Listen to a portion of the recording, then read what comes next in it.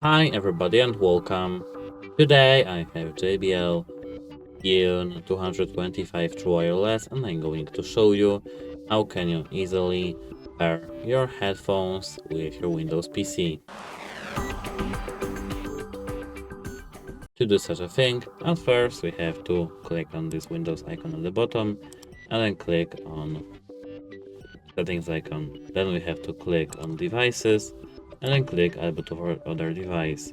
Here we have to click Bluetooth, and now we have to open our case lid and enter parent mode.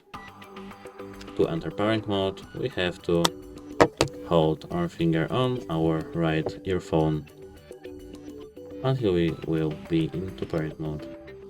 Now we are in parent mode. Now we have to wait a moment. And as you can see, JBL Tune 225 True Wireless. You have to click on this. And that's it. Hope it helps you. Goodbye.